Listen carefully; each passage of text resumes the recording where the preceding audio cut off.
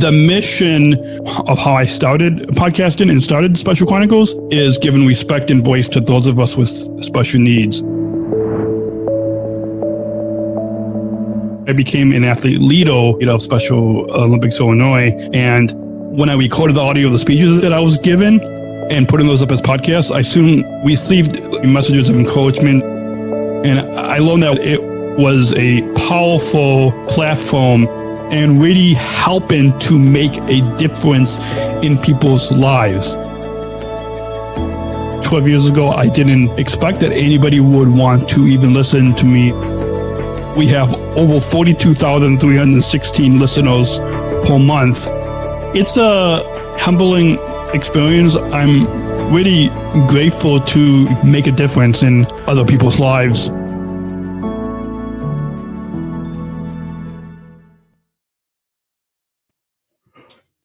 Coming up on the Special Chronicles Show, episode 416, we're talking all about Self-Advocacy Journey, featuring my fellow SSIGM Renee Manfredi from calling in to the podcast all the way from Special Olympics Hawaii, is coming up right now on specialchronicles.com. This is Special Chronicles, giving respect and a voice to people with special needs. Podcasting since 2008. This is the show where we're broadcasting disability stories from an insider's perspective, and we are giving a voice to people with special needs. This is your weekly guide to find joy, acceptance, and inclusion. I shudder thinking how the world can be so cruel. I lend my voice to those who can't. It's time we try, it's time we care, it's time we stand. It starts with a voice. Coming up on, you're listening to the Special Chronicles Show on specialchronicles.com. My name is Daniel, founder of Special Chronicles and a Sargent Shriver International Global Messenger for Special Olympics. So good, excited to be back behind the mic. If you're listening to the podcast of this, then you should go check out the video on YouTube, because we are giving a early live stream access to our newsletter subscribers. But I am wearing some new StreamYard merch. StreamYard is what we use for the live stream and for the video of this podcast. The link in the show notes if you want to get your own StreamYard account. We've got a referral link in the show notes of this podcast. But I am wearing some nice, comfy StreamYard sweatshirt that I just got in the mail, along with my StreamYard coffee mug. So we've got that going on. But that's not the point of this episode. This is episode 416 of the Special Chronicles Show right here on specialchronicles.com. So excited to welcome... it's my attempt over the next few years to bring on all of our fellow Sargent Shriver International Global Messengers on this podcast program. But today, we're excited to welcome one of my fellow SONA, one of my fellow North America in the U.S. Sargent Shriver International Global Messenger friends and colleagues, calling into the podcast all the way from Hawaii, Renee Manfredi. Welcome, Renee, to the Special Chronicles Show. Aloha, Daniel. Thank you so much for having me here again. This is really exciting. Yeah, and this is not your first time on this podcast program. We've done, which I have to remember to put links in the show notes. But you were on our health series. We did a 3-part along with Hannah and Dr. Lisa Bassano, the Chief Health Officer. I think that's when. I don't know. Hopefully I got that title right. But inclusive health podcast series that we did. Yes, I remember that. That was a lot of fun. And then we did most recently a few weeks ago, I think it was, or a month ago. I don't know. I think it was just a couple of weeks ago that we did another one. Yeah. With Hannah. It might have been about advocacy. Yeah, I think it was dealing with intolerance. Intolerance, that's it. But this time, so this time is all about your self-advocacy journey and really more. Well, your self-advocacy journey is the title of this episode and kind of the main theme, but it's also kind of also sharing your story of how you came to Special Olympics as an athlete leader, and just that because we had Ian on a couple years ago, which is one of our most popular episodes. Like I think maybe over 2,000 Wow. on his episode. Hannah we had on when we all applied to be SSIGMs. She was on like 6 months before we all met in person, and then Brina. Oh yeah, Emmanuel was on as well. I think a couple years ago as well, and then Brina was on like 6-7 years ago. So like long before we were SSIGMs, Brina was was an early guest along. So it shows how so we're slowly kind of working our way through the other SSIGMs. But for those listeners that may not have tuned in to our inclusive health series, and might just be tuning in now, why don't you introduce yourself to our listeners and tell us what disability or disabilities you were diagnosed with, your involvement in Special Olympics as a SSIGM and athlete leader and staff for your Special Olympics Hawaii office. And yeah. Well, aloha, everyone. My name is Renee Manfredi. I am a Special Olympics Hawaii athlete. I am also a global messenger, a health messenger, a Sargent Shriver International Global Messenger for Special Olympics International. I am also a staff member as the Athlete Leadership and Healthy Communities Assistant for Special Olympics Hawaii. And how I got involved in Special Olympics is actually kind of a funny story. I didn't know about Special Olympics until after my family and I moved here and I got out of high school.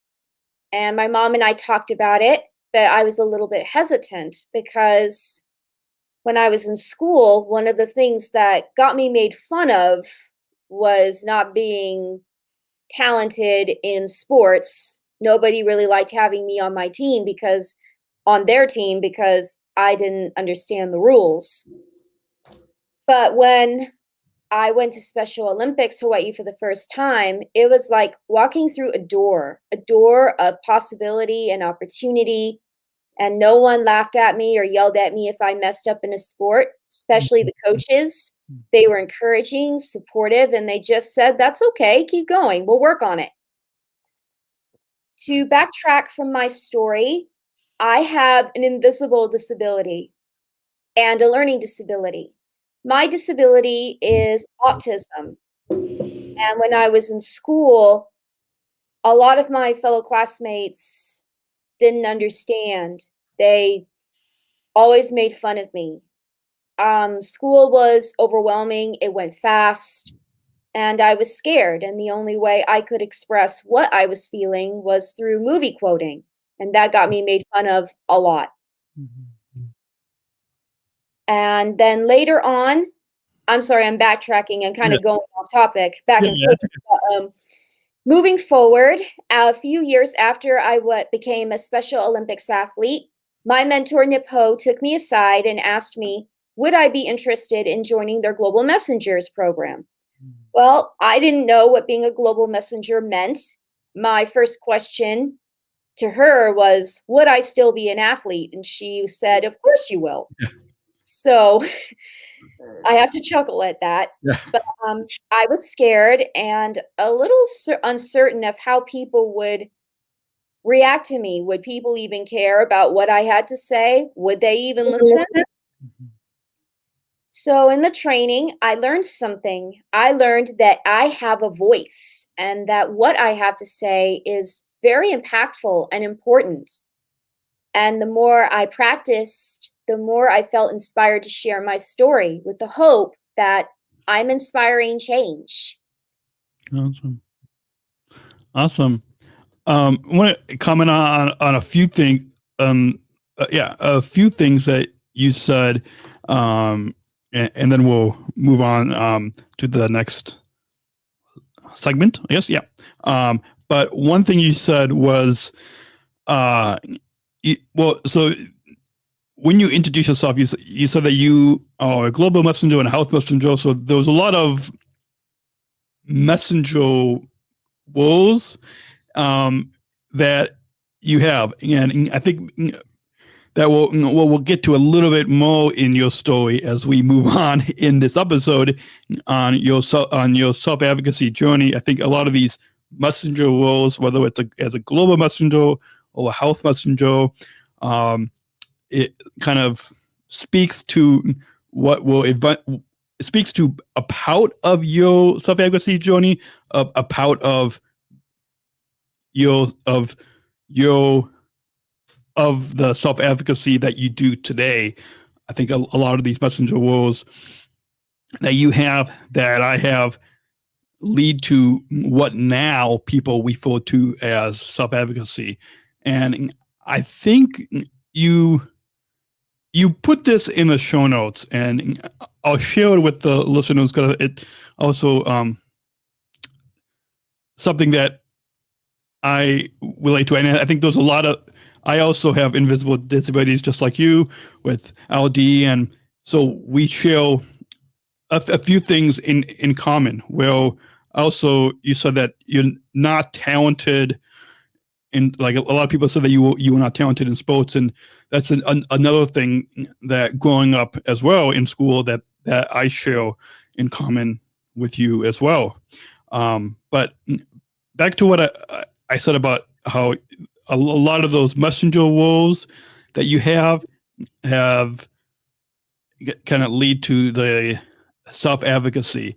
And something that you said that you put in the show notes of how, and I'm trying to find, because I think we'll get to it in a little bit, but I think I remember what you said, and that is that up until today, you never really fully knew what self-advocacy was. And that's something that a long time ago and growing up and stuff, I didn't really know what self-advocacy was as well. It wasn't until like becoming a global messenger and now an SSIGM that kind of it's making most sense to like what we're doing is self-advocacy. And I think that speaks to a lot of the messenger roles. I don't know if you want to comment on that, but it kind of seems a lot of these, whether it's global messenger or health messenger, and in Malta, I'm going to hopefully be trained as a health messenger. So I'll be joining you and Hannah with that messenger role. But I think a lot of these messenger roles that we have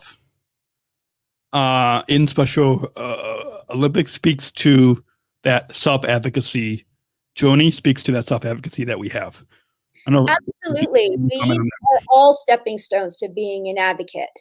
Yeah. I forgot to mention that as a health messenger, when I learned about that, I became really passionate during my health messenger training because I learned about some pretty alarming health statistics that individuals with ID, such as myself and you, and others, most importantly, face every day. I learned that, well, my goal as a health messenger is to talk directly to doctors and healthcare professionals to offer suggestions about how to best treat their patients that have IDD, because many of them base a person's symptoms on their disability alone. It's called diagnostic overshadowing, and they don't really listen to their patients. So my hope as a health messenger and Sargent Shriver International Global Messenger is to break down the barriers and offer new ways for them to treat their patients. This is all advocacy, and it's important that we use it. Awesome. Like you said, Daniel, I didn't really know what advocacy was until I joined the Hawaii Self-Advocacy Advisory Council, or SAC. Oh, Self-Advocacy Advisory Council for the state of Hawaii. Got that backwards. And it was there that I learned the importance of self-advocacy. There are some steps that you take first you learn about speaking up for yourself. And that's something that I'm still working on, I confess. Yeah. But you then later on down the line, you learn how to speak up for others. And that's something that I've realized is so much easier than speaking up for yourself. That takes a lot of work and time. But no one knows you better than you do. So that's important. You really got to learn how. Yeah, and something that you just spoke to right now was how I guess in the health messenger role that you have, you already and through the self-advocacy and the health messenger roles that you currently have, one of the big things that you are self-advocating for is speaking to doctors. And as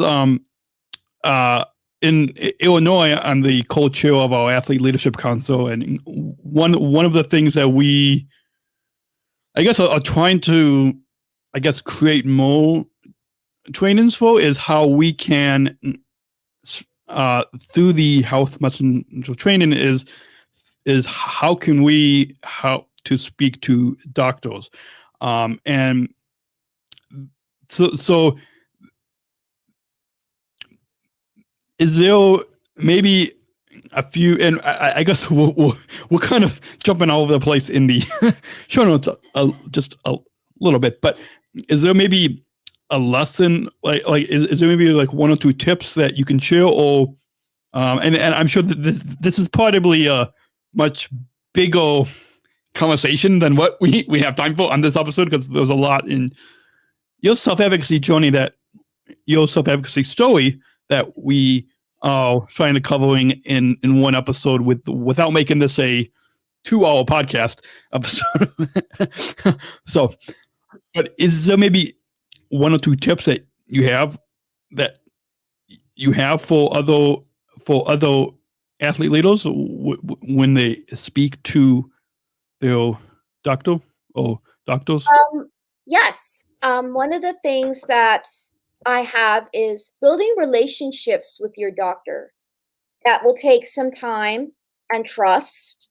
I find that trust is really, really big, because if you don't build a relationship focused on trust, well, then you're not really getting anywhere. So here we've also built relationships through the Healthy Athlete program. I think you're familiar with that. Healthy Athlete is, there are free screenings for individuals with IDD that are hosted at my state games under normal circumstances. Yeah.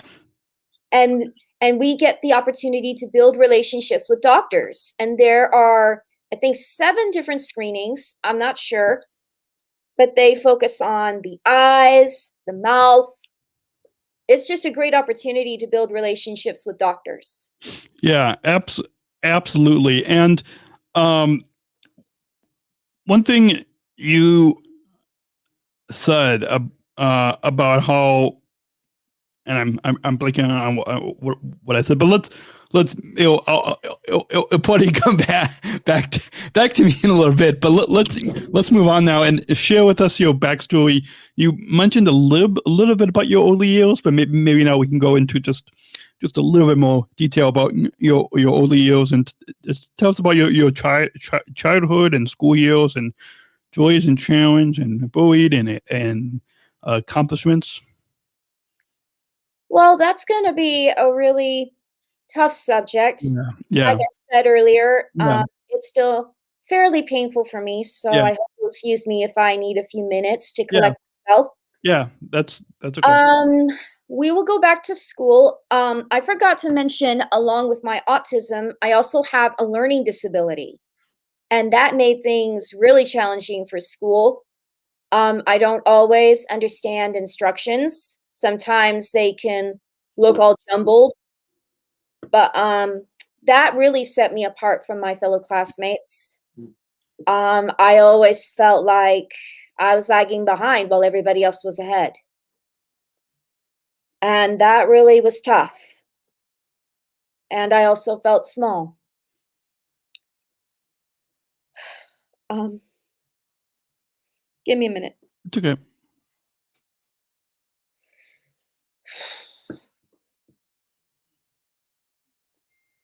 It wasn't always easy.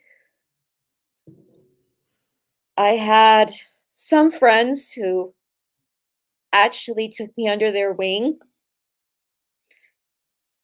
and included me and made certain that I was included in everything. That made Yeah. all the difference in the world.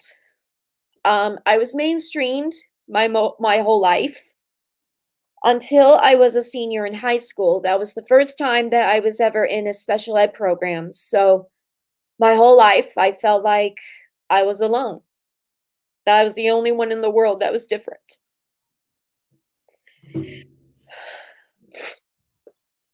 Sorry, this is Okay.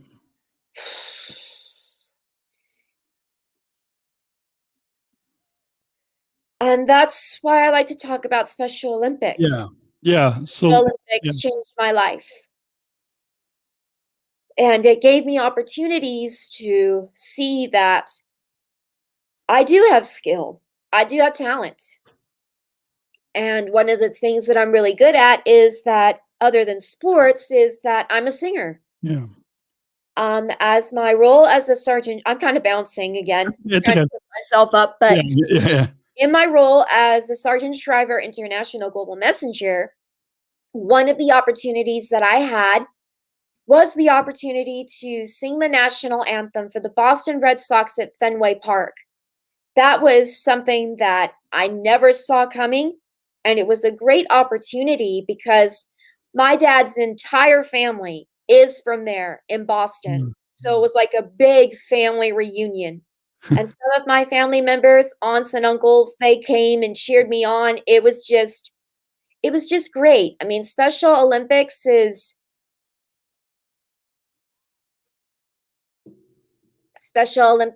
just so incredible. It's really changed my life in ways that I never saw coming. Awesome. And I'm being seen not just as an individual with an intellectual and developmental disability, but as a person that has skills, talents, and that I have value. We all have value, and we are all a part of society. And it should be our goal as global messengers, health messengers, SSIGMs, to try to break down the barriers, because there are so many people out there that don't think we have value when that's not true. We do. We are a huge part of society. And if people are given a chance to show what they can do, you may be surprised. You never know what you're going to find. Absolutely. And let's we'll get into more about your role as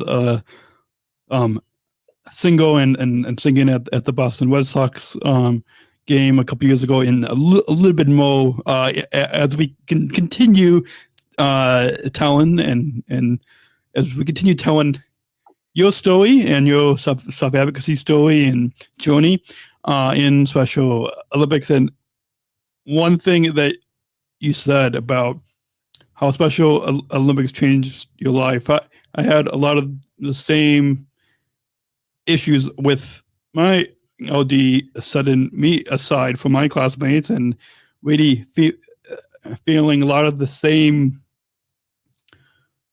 not good emotions because of what those classmates not understanding what I'm able to do. And I'm sure a lot of your classmates couldn't understand how, like a lot of your classmates and a lot of my classmates from in our school years didn't fully understand what that it takes us longer, but we still have value. And that's what, just like what you said of how Special Olympics changed your life, Special Olympics changed my life as well. And how we wouldn't be the people that we are today. We wouldn't be the Southern Tribal International Global Messengers that we are today if it wasn't for Special Olympics, if it wasn't for the sports programs that we participate in, if it wasn't for the leadership programs that we participate in and the health programs and the education programs. If it wasn't for the sports, leadership, health, and education programs,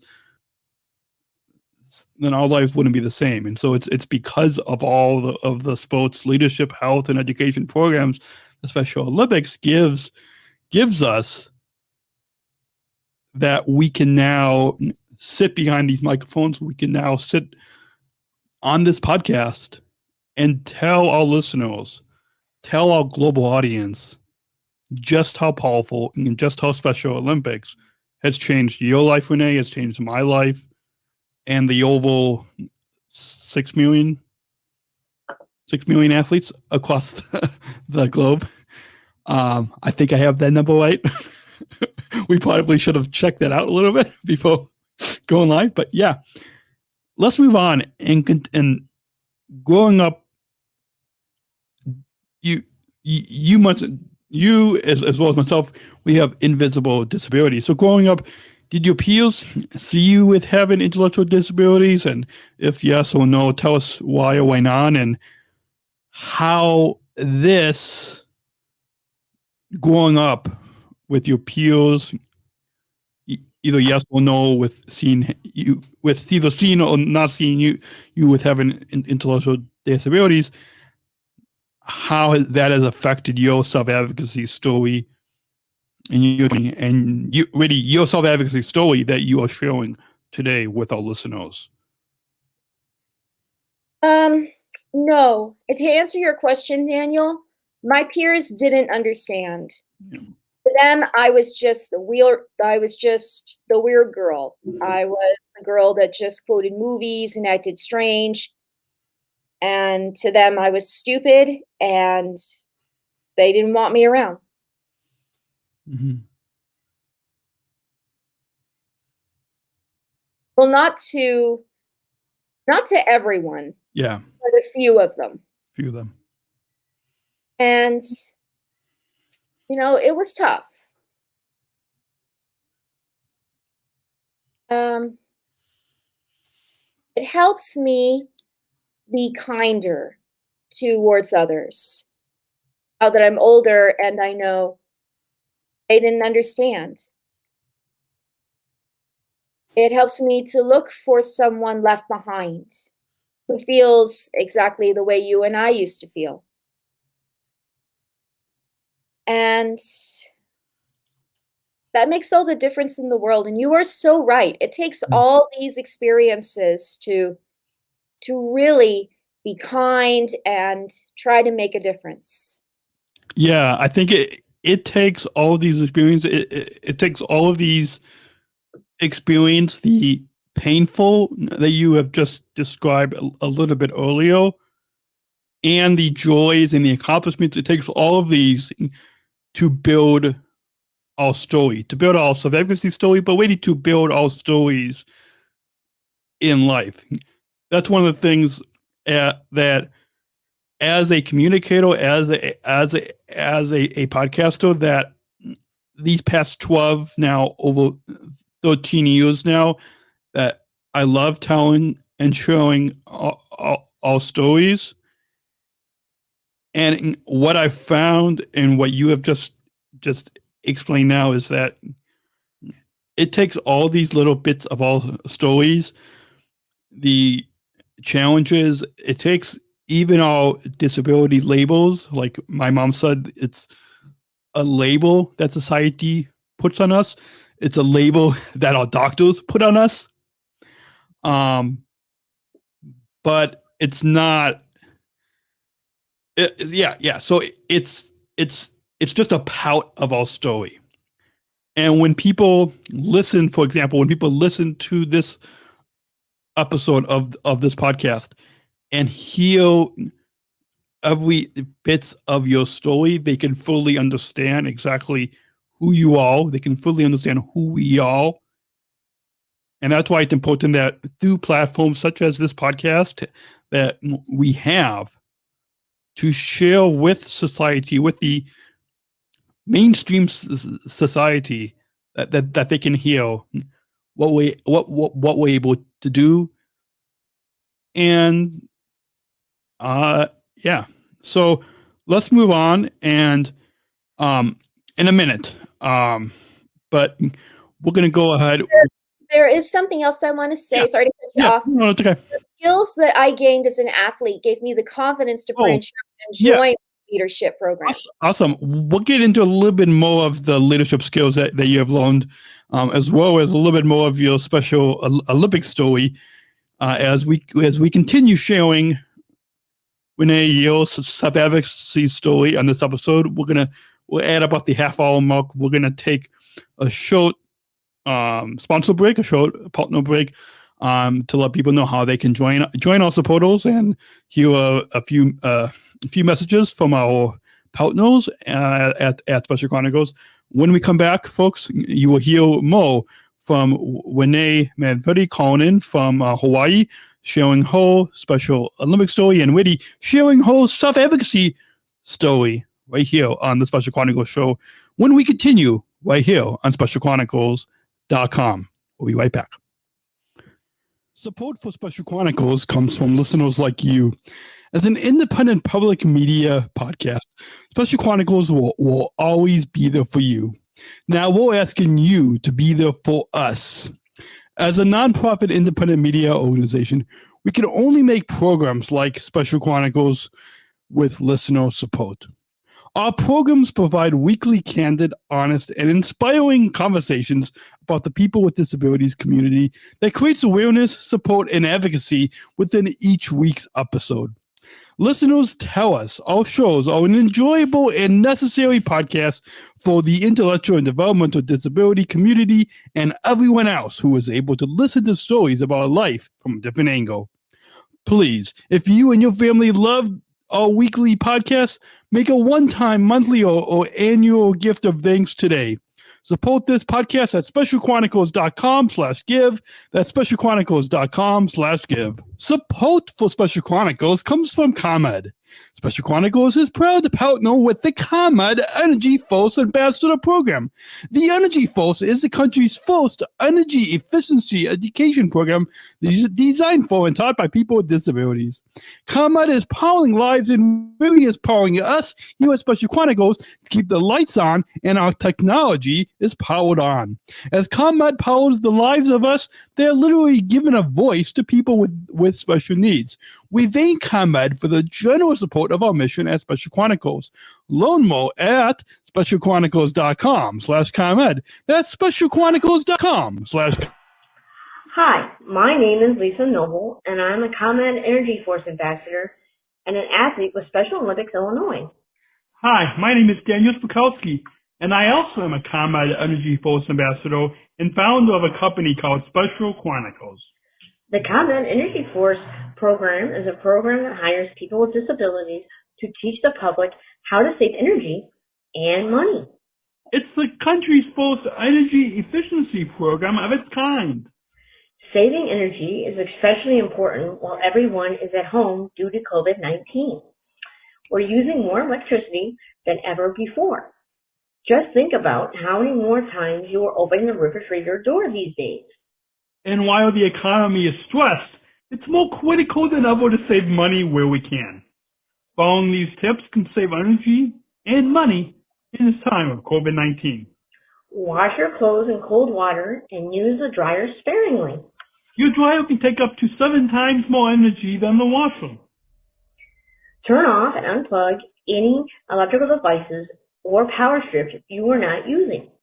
Electrical devices can continue to zap power even when turned off if they're still plugged in.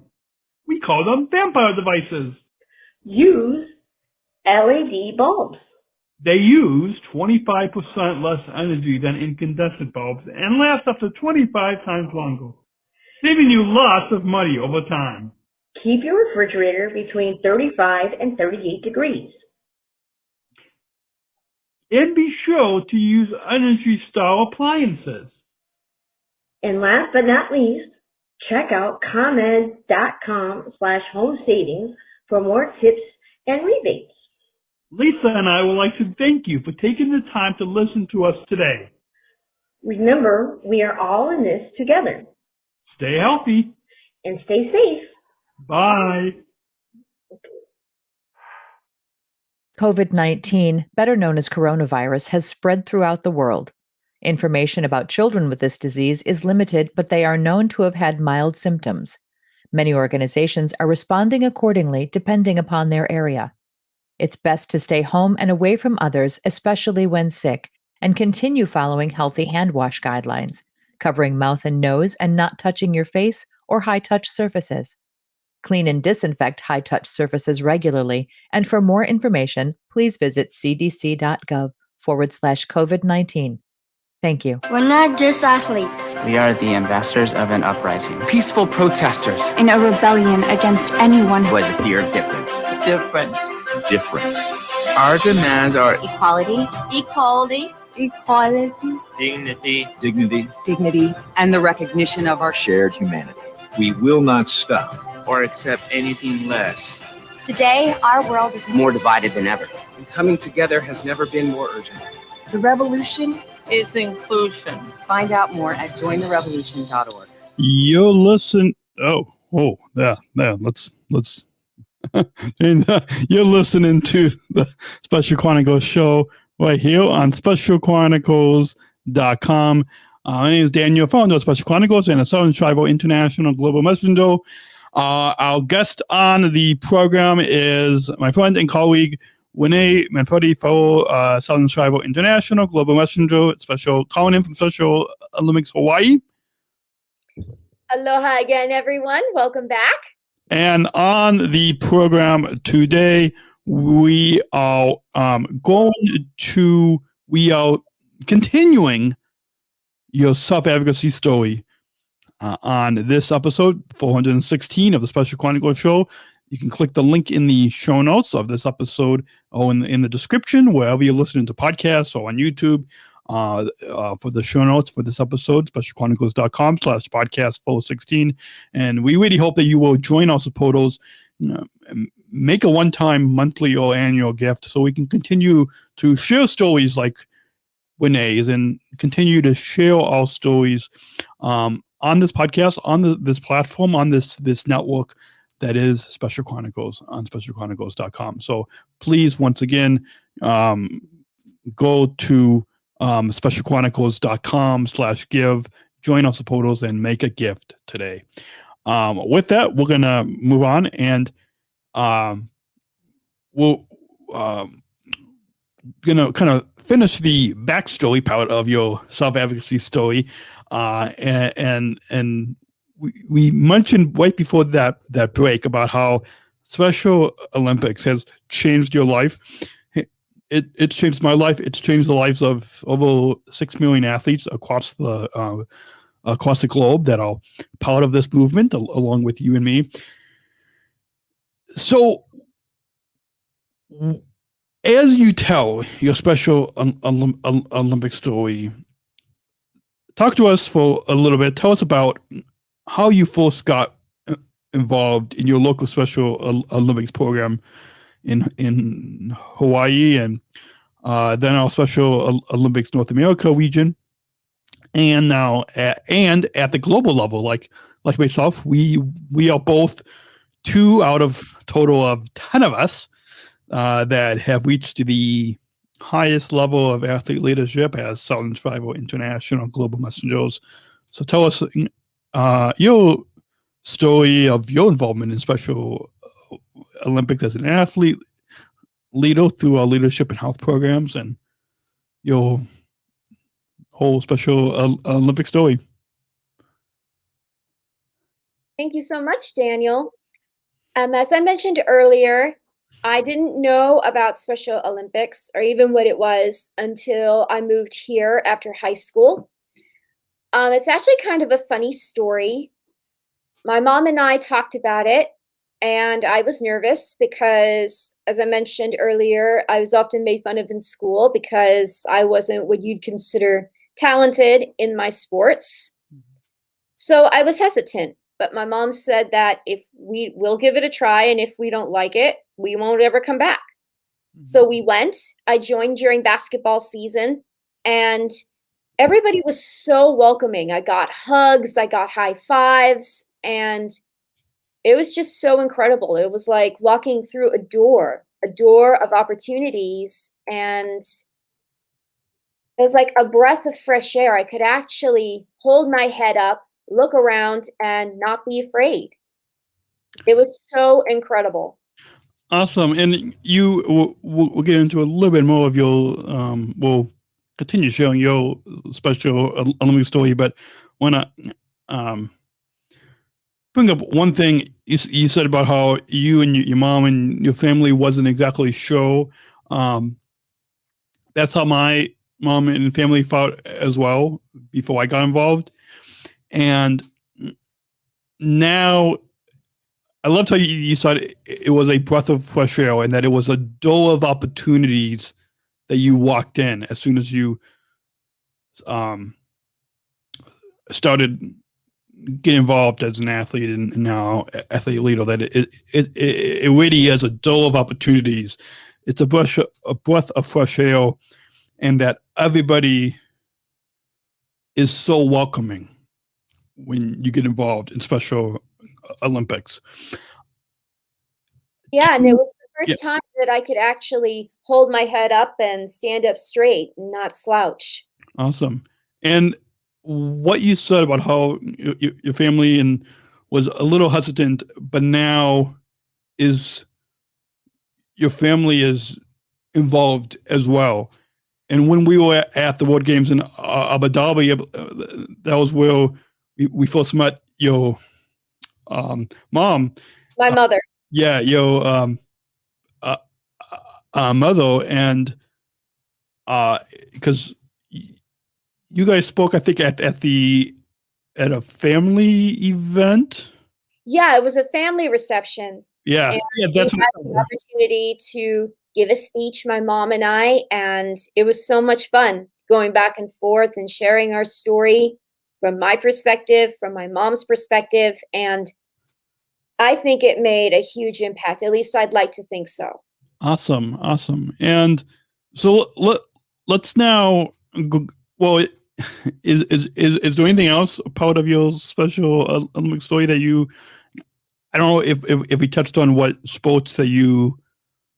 Oh, well, yeah, I should have done that earlier. I'm year-round. Usually when I have other athletes on, we usually get to that at the beginning of your story, but yeah, I totally forgot about that. No. So sorry, guys.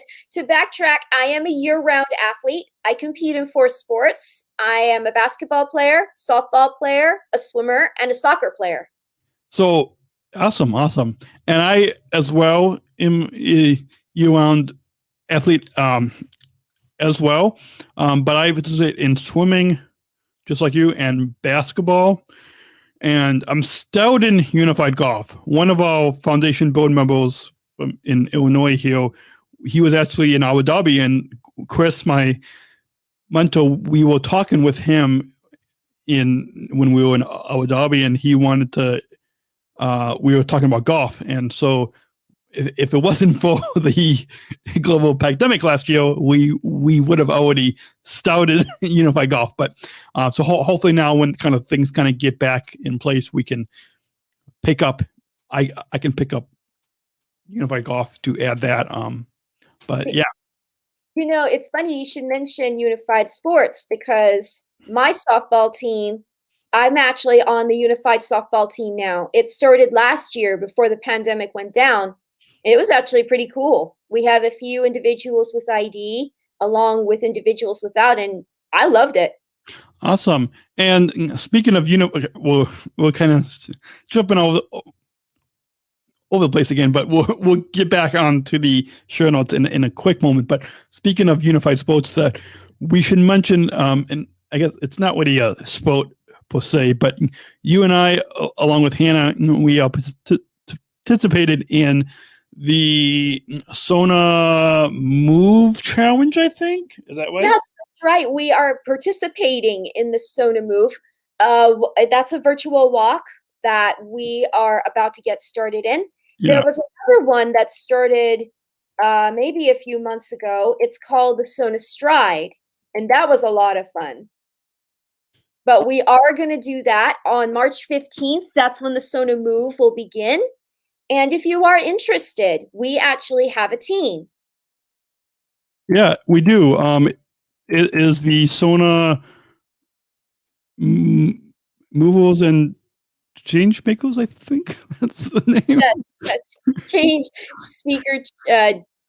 I'm not getting it right either. Movers and change makers. That's what it is. We really should have. If Taylor Baker was listening to this, we really should have looked it up before we started recording. But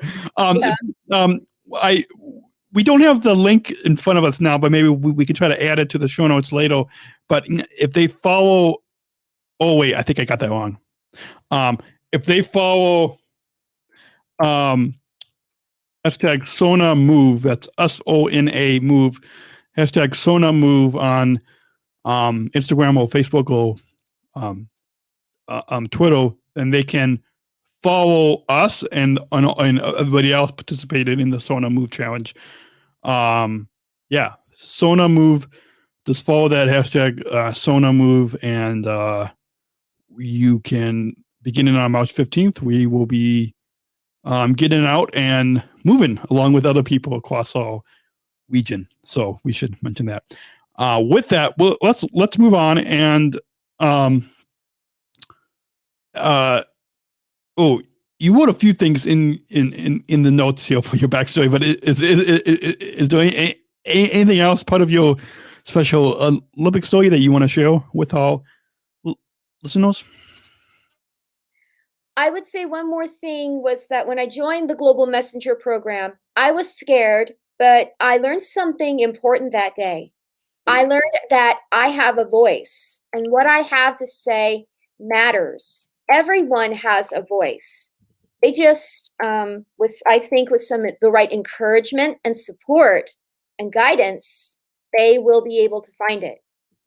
Awesome. I love that you say that as well. When if it wasn't for getting involved in the athlete leadership programs, that was just like you, was how I found that I have a voice and that what I say matters. That's a big reason of why I even founded this platform and this podcast on specialchronicles.com. But back to your story, and as we move on, you mentioned again before we took that partner sponsor break about some of your leadership skills, and now maybe we can go into just a little bit more detail about what's a leadership skill that you have learned from your involvement as a Southern Shriver in International Global Messenger that you have improved since we became SSIGMs. I think that being a mentor is like the number one thing about being an SSIGM. You are learning. It's a little like school. You are learning, but at the same time, you are taking back what you've learned and encouraging your fellow teammates and athletes to become leaders themselves. Awesome. Yeah, I love that. That's I think one of the biggest leadership skills that you have learned, and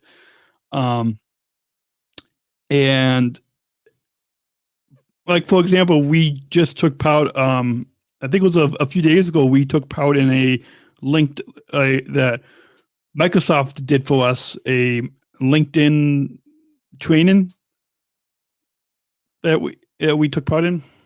That it was that LinkedIn profile training that we. I wasn't able to attend because for me that was 2:30.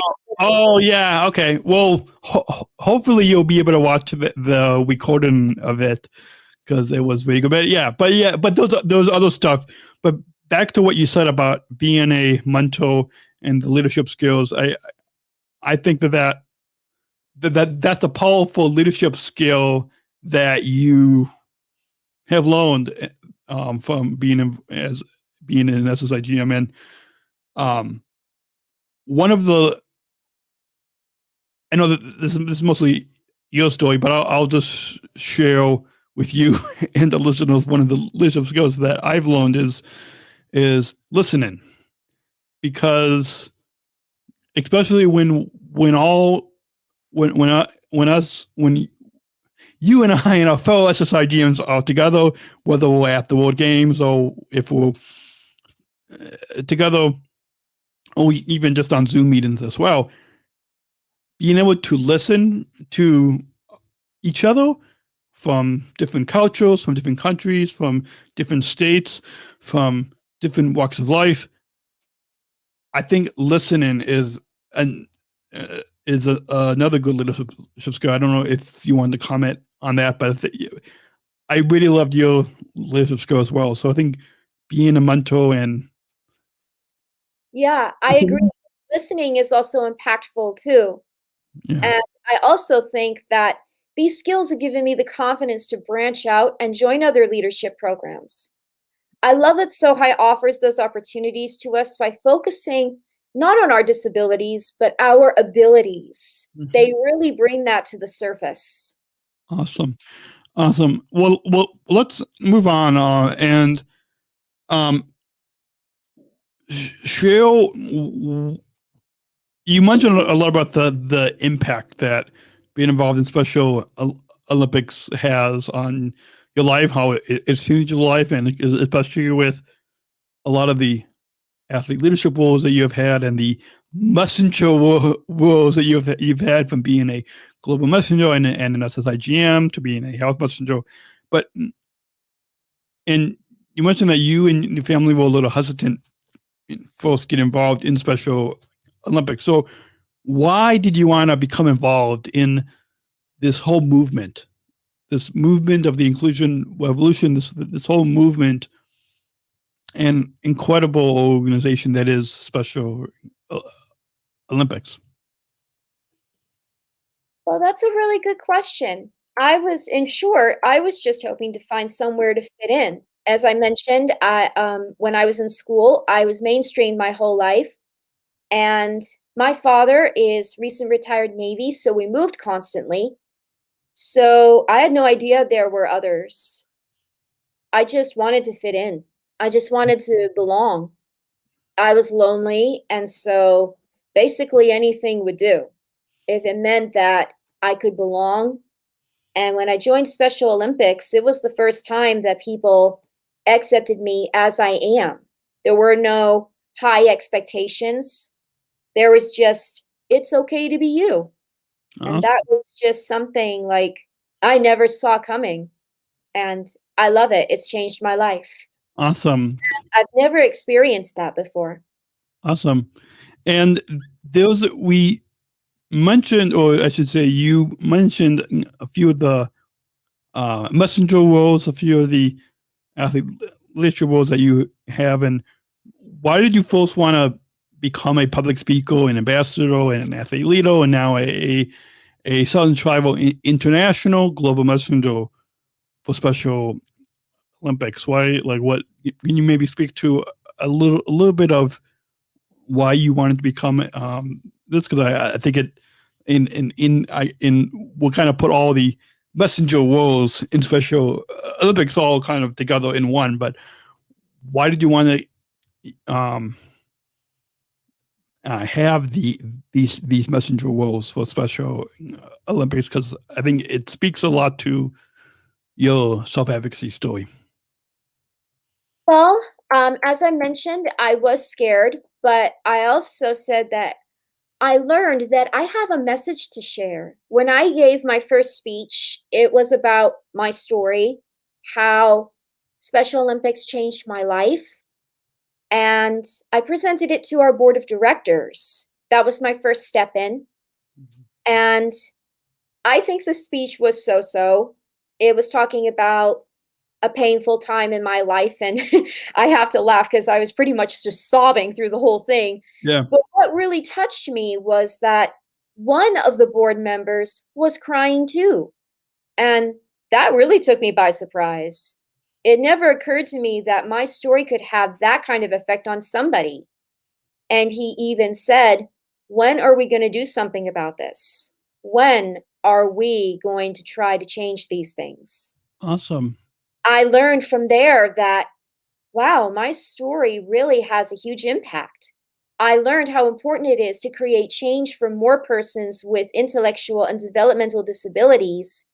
And so every opportunity from being a global messenger, a health messenger, and an SSIGM is another opportunity for me to share my story and spread the message of inclusion in the hopes of breaking down barriers. Awesome. Yeah. I love that you said that it's all like, well, I love everything that you said there, but one, I think, powerful thing that you said is, and I'm writing it down here, but I should say it right now, is one of the powerful things that I think you said about all of these messenger leadership roles is that it really breaks down barriers. And I think that's a really powerful thing when we talk about your when we talk about it and really share with our listeners the power of your self-advocacy story, the power of having these messenger roles in Special Olympics is it really does, just like when people see us competing in sports, when people come to our competitions, the same thing is when they see us get behind the microphone, whether we're recording a podcast or we're speaking at the family or media reception at or an event at World Games, or we're speaking on a video for Bank of America or whatever, which we'll get to in a moment. But all these messenger roles these messenger leadership roles in Special Olympics will all breaking down barriers, and we are able to really, through these roles, change people's lives by having these roles.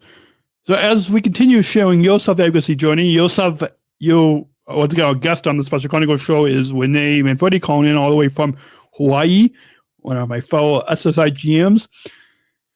As we continue to share your self-advocacy journey, tell us about your story of you touched a little bit on it, and now maybe we can kind of be brief because we still have a few more things in the show notes, and we'll reach in that 1 hour mark in just a few moments from now. So maybe we'll take another brief sponsor break, not as long as the last one, but just a brief one, in just a few moments from now. But let's go ahead and share with us briefly a little bit more about your self-advocacy journey, a little bit more of share your self-advocacy story in becoming an athlete leader to today becoming an SSIGM, and share me a brief highlight of your self-advocacy story. Oh my, there are just so many thoughts that come to mind. I would say in one word, faith. I would say that it takes a great amount of faith and belief in God to trust and believe that He has a plan and a purpose for you. That is what really got me through my school years, the support and encouragement from my parents, from my mom, who was always there to be there for me and my sister, to wipe tears, to hold us, to always remind us that God is there. He has a plan. I would say it takes a great amount of faith, as I said earlier, to strive, to move forward.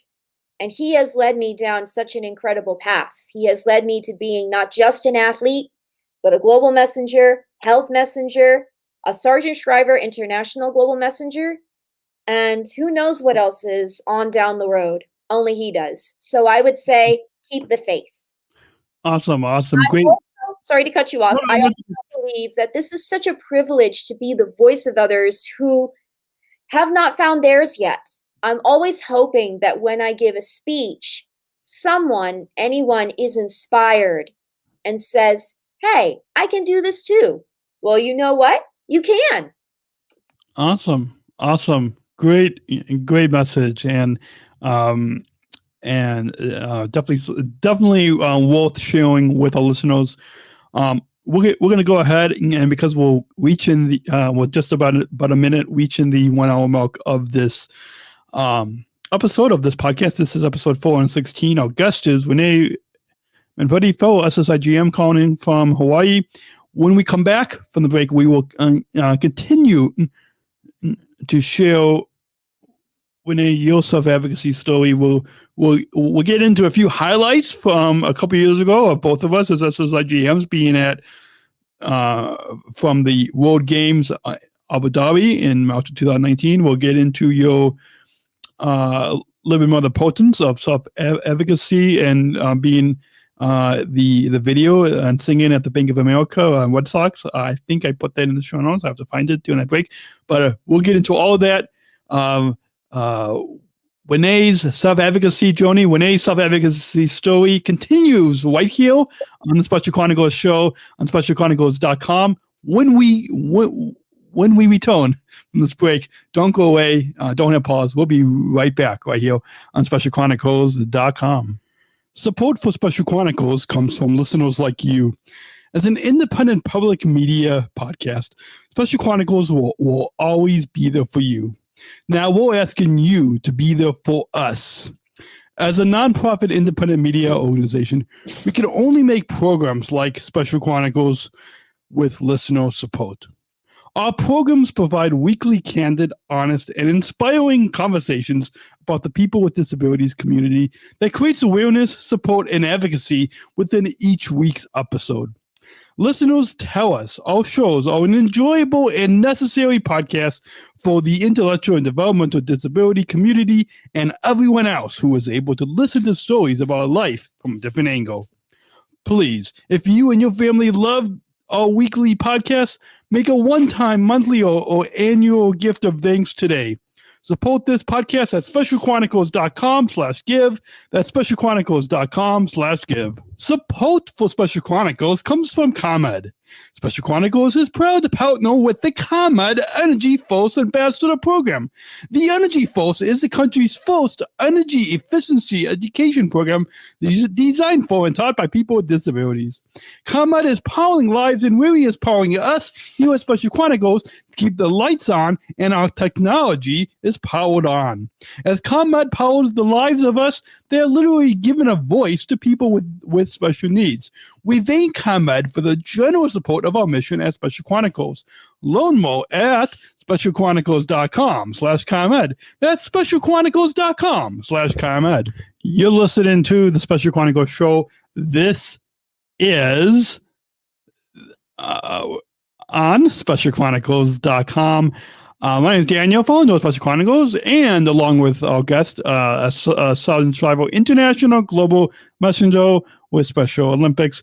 We are back as we continue sharing our guest calling in from Hawaii, Renee Manfredi, as we continue to share Renee's self-advocacy story, Renee's self-advocacy journey, or self-advocacy story. And we mentioned that so welcome back, Renee. Hello. And let's now get into, as we mentioned, we're both Sargent Shriver International Global Messenger. And one of those things you mentioned earlier on in this episode, how get involved in Special Olympics is a door of opportunities that we walk into. We walk in through this door of opportunities. One of the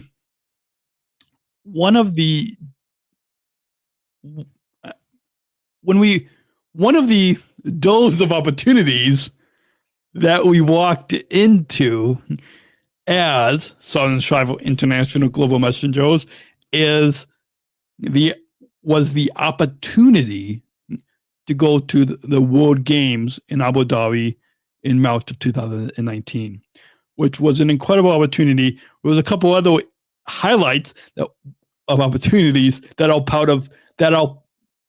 in particular to your self-advocacy story. And we'll get to a couple of those in just a moment.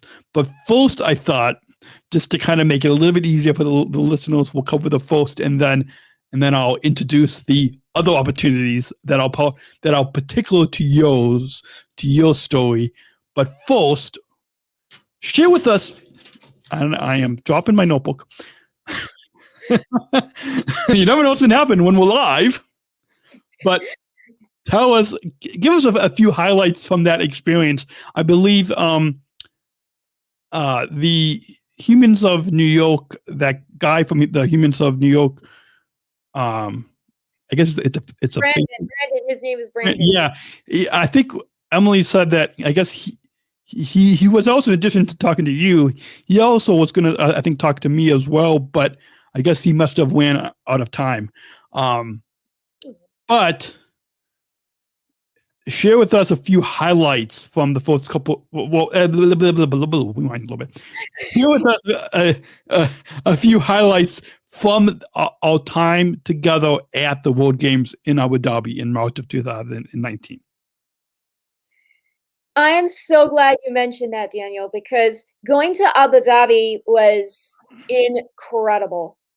My platform as an SSIGM is health, and I had the opportunity to be a part of the largest inclusive health forum in the world. It was so incredible. I got to co-MC with one of our fellow SSIGMs, Nyasha from Zimbabwe, Africa. And it was so much fun. It was so neat to see so many people there who were concerned about the health of individuals like you and like me. That really touched my heart. It's so impactful to see how many people want to change the disparities that so many individuals with IDD face health-wise. Yeah, that's something that I think we should mention. Just like you took part, I don't think either Hannah or myself could participate in that health forum that you and Nyasha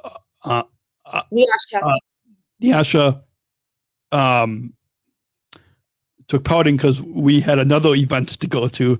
That's where those, like, we were going to join you guys at that, but like, those, like, all these last minute events that like we're pulled into when we're at World Games. But just like you said, that you and Nyasha, both of you spoke at, and I look forward to having him on this podcast as well, because his story is incredible as well, just like all of our stories are. But just like you guys spoke at the world's largest health forum at World Games in Abu Dhabi, we should also mention, and people, if people go to specialchronicles.com/health, that's where they can get links to subscribe and listen to our health series that we did last fall, I think that was. What they loaned in, we'll mention now, just in case. We should mention as well, just like that was the world's largest health forum. We should mention to everybody that Special Olympics is the world's I hope I'm getting this right. Is the world's largest health organization for people with intellectual disabilities. Is that right? I think. Yes, it is. Awesome. Statistics come from. The most statistics come from. Hold on, just a minute. It's okay. The most statistics come from Special Olympics International. Awesome. So, is there any other highlights from our time at World Games in Abu Dhabi that you want to share with our listeners? Or? As you mentioned, I was interviewed by Brandon from Humans of New York. That was a really great interview. He really touched base on my past, my present, my future, and it was really incredible. Kind of like you on this podcast. Kind of the same type of thing. I'm sorry? Kind of the same, kind of like what we're doing on this podcast today.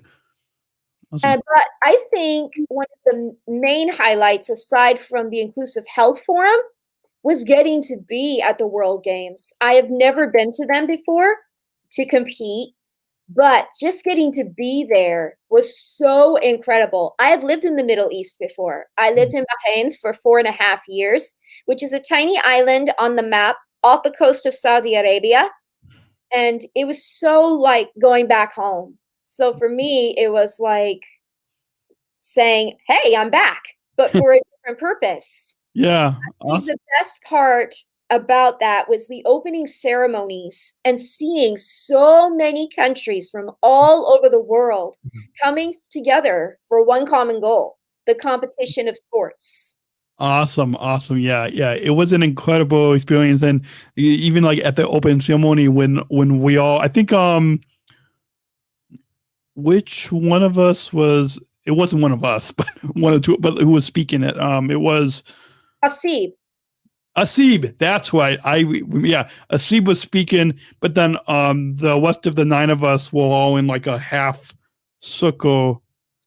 Yes, I remember that. That was really, really cool. Yeah, I think one of our Illinois staff who was there with our USA team took a picture of that, and I think my dad shared that on his Facebook page, and like I think it was like a lot of our family and friends were commenting, because even though as much as we would have loved to have been competing, we were there in a messenger role, in a Southern Tribal International Global Messenger role involvement, more of a speaking role.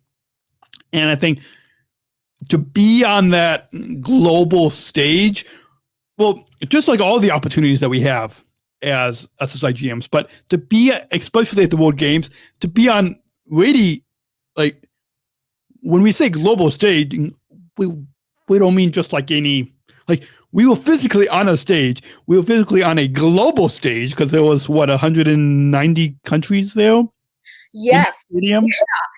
Yeah, and I see what you're saying, and you're right. It was just incredible to be there. That was like the big highlight for me. The Inclusive Health Forum was huge. Humans of New York was huge, but just being there is just... And also having the opportunity to meet celebrities such as Nicole Scherzinger. Yeah. Apollo is a famous singer from here. She is from Hawaii. Awesome.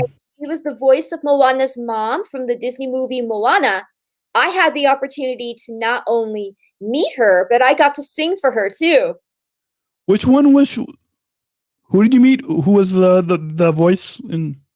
Her name is Nicole Scherzinger. She was the voice of Moana's mom. Awesome. Yeah. So many incredible opportunities that of meeting celebrities to speaking at inclusive health forums to being on that global stage at the opening ceremonies. But let's move on. So this is not too long of an episode, but as again, and I love that phrase that you use, door of opportunities. And I'm going to try to use that phrase a little bit more because it's an incredible, I think it's an incredible image that as much as we have people watching this live stream, people watching the video of this episode of this podcast, as much as people could watch and see us, they see us virtually, but audio podcasting is kind of a little bit more of my interest. So when we have people listening to us, whether they're listening to us on Apple Podcasts or Spotify or Stitcher or Pandora, wherever they're listening, and we should mention that when they participate in the Sona Move Challenge, then they can be listening to us. They can listen to all voices right now when they are actively participating in the Sona Move Challenge. So kind of listen. I see your point. That's awesome. But that image of that door of opportunity, as we walk into another door of opportunity, to another opportunity that you that is particular to your self-advocacy story, Renee, and that is at the Hyannis Port conclusion of the 50th anniversary of Special Olympics in July 2019. That you and I want to say Nyasha also. Yeah, Nyasha was there. That's yeah. So that you guys took part in. Tell us a little bit about that experience, because Tim Shriver and his whole family was there, and I think Robin Roberts was there, and from Good Morning America and ABC, and there was a lot of the other global ambassadors were there as well. But tell us briefly about that experience.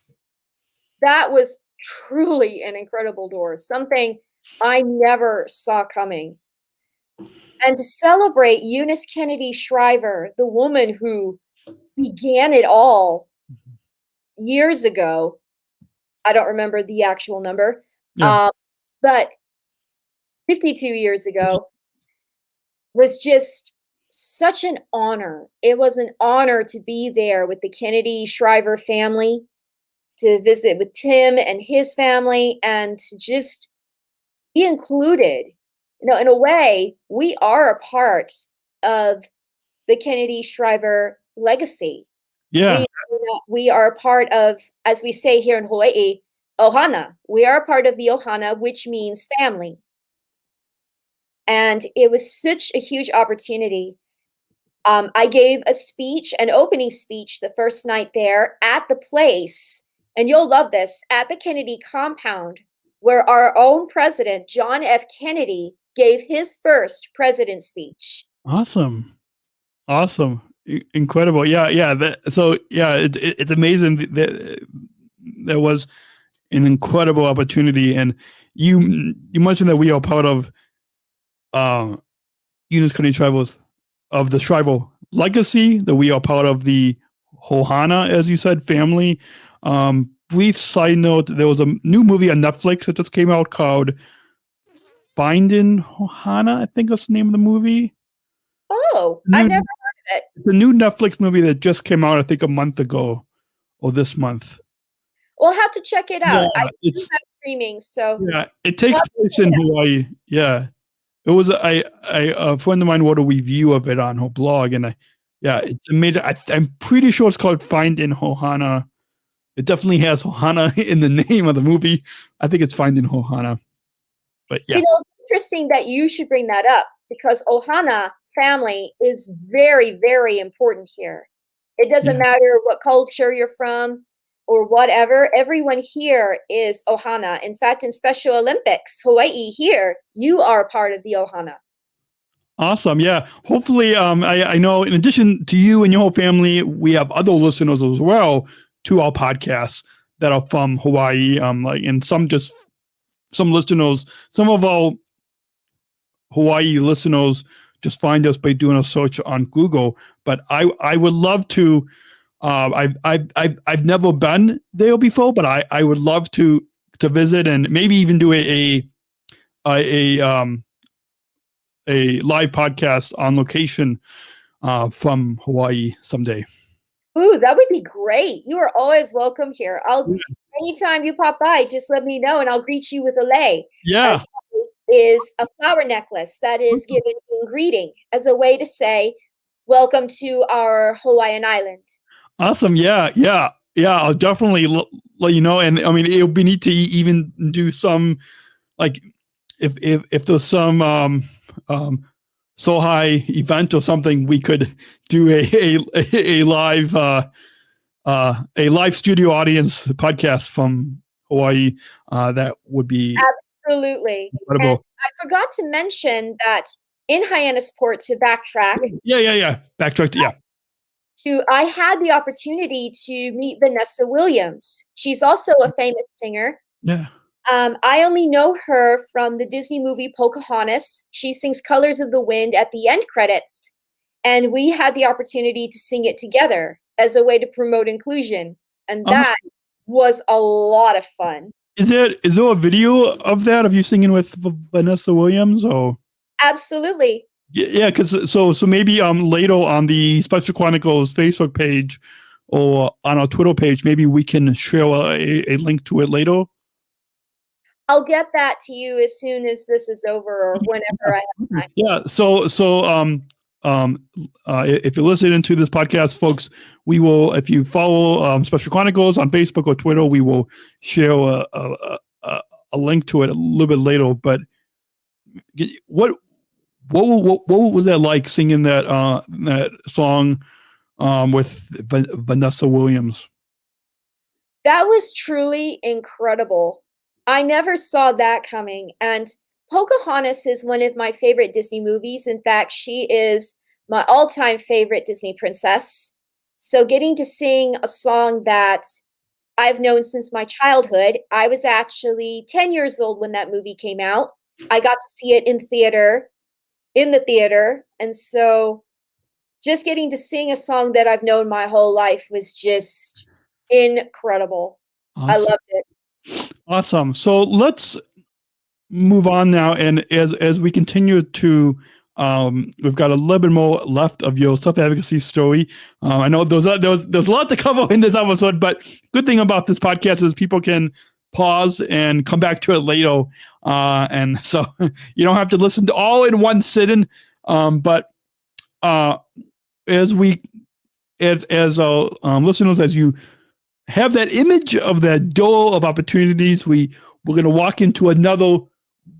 We're not going to walk into the door. We're going to walk through. I should say. Make sure the listeners know we're not going to walk into the door. We're going to walk through another door of opportunities, and that is when we walk through another door of opportunities to the Bank of America. They one of the big supporters of our big partners of our athlete leadership programs. They did a video, and maybe you can share that video with me again and again on our Facebook and Twitter pages for Special Chronicles. We'll also share that video with our listeners. But they filmed you. I believe that they interviewed you, but they much more than that. Bank of America professionally filmed you with an incredible opportunity of singing at a Red Sox baseball game in Boston. Yes, I was invited to speak to their employees about the importance of Special Olympics. I think I may have recruited some who wanted to be Special Olympics Massachusetts athletes. Fingers crossed for that. And yes, I had this amazing opportunity here again that I never saw coming, and that was to sing the national anthem for the Boston Red Sox at Fenway Park. And that was such an incredible experience. I confess that I was scared. I mean, who wouldn't be? But it was so incredible because, as I mentioned earlier, my dad's entire family, himself included, is from Boston. And so it was like a big family reunion.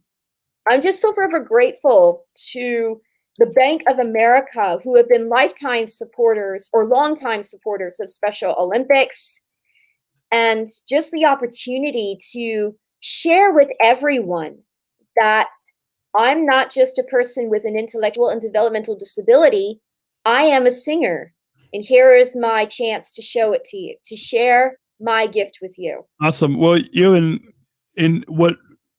have an incredible voice that we not only as SSIGMs have had an opportunity to witness, because you also sing at the Coca-Cola luncheon that we had, but what now our global audience of listeners can listen when we, again, folks listening, go check out Special Chronicles on Facebook and Twitter, and we'll share these links to these videos of Renee singing at the Red Sox game in Boston, as well as singing with Vanessa Williams. But is there any other highlights from our first? Again, we are only 2 years. We've only have 2 years into our now I believe all 10 of us will have a fifth year in the 2023. I signed up for it. I'm hoping you did too. Yeah, I did too as well. So now, so hopefully, our other fellow SSIGMs will sign up for that fifth year. But from the first 2 years of our SSIGM, there we go. For our first SSIGM, tell us, is there any other highlights from the first couple of years that you want to kind of come to the top of mind that you want to share with our listeners? I think the biggest highlight for me is the privilege to be an SSIGM. Mm-hmm. The honor is just so amazing. I'm so honored to light the way towards inclusion. Inclusion is something that we are all striving for as individuals with IDD. Inclusion in all aspects of life, school, work, sports. It's something that we are always striving for and will continue and are continuing to strive for, pandemic or not.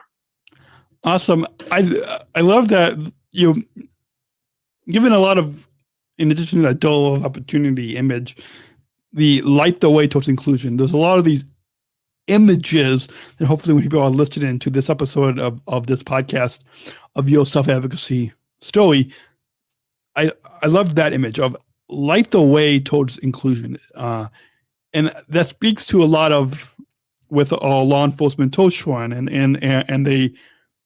the flame of hope, or like, so if you ever come visit Chris and me in Chicago, the eternal flame of hope at where the first games took place, an incredible opportunity to be there when it was lit for the first time, which was even with it being a downpour of rain, was still an incredible opportunity. They were still able to light it, but that maybe share with us a little bit more. And we're coming up again at another half hour mark, so we'll take another short, not as long, another short sponsor break. But that image that you said of how we as have the privilege of being Southern Tribal International Global Messengers, and in that privilege as SSIGMs, we light the way towards inclusion. Speak briefly about that image and how you think it relates to the flame of hope, to the eternal flame of hope that we have, that literally lights the stadiums of all games, of all events, of all competitions, that it literally lights the way. And kind of how does that eternal flame of hope, that flame of hope, how it lights the way, how is that connected? What we'll get to the first week of March of how spread the word to inclusion, how that theme of connection, but how there's a lot of connections that we have with these doors of opportunities. But how does the eternal flame of hope, the flame of hope, what's the connection between that flame of hope and how we as SSIGMs light the way towards inclusion? How are those two connected? Well, I think of Eunice and how she lit the world on fire with her passions. We have a privilege and a responsibility as leaders to continue with this passion. I believe that Eunice Kennedy Shriver, the founder of our organization, she lit the torch. She paved the way. And it's our job, our responsibility as SSIGMs to keep that torch lit and still continue to pave the way. As we all know, Inclusion Week is coming up, and the theme is connection. It's important, especially, I would say essential to the human way of life, to stay connected.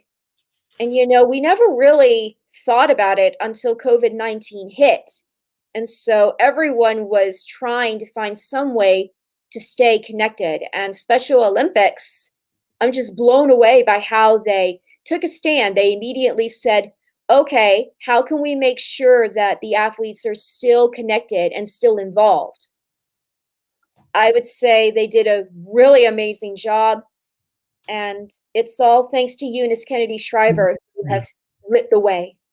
Absolutely. I love that image where we light the way towards inclusion, the image of the flame of hope, the eternal flame of hope, lighting the way of how our founder, Eunice Kennedy Shriver, lit the world on fire. It's a powerful image that if our listeners, when they're listening to us right now on this podcast, take that image and reflect on it for a little bit.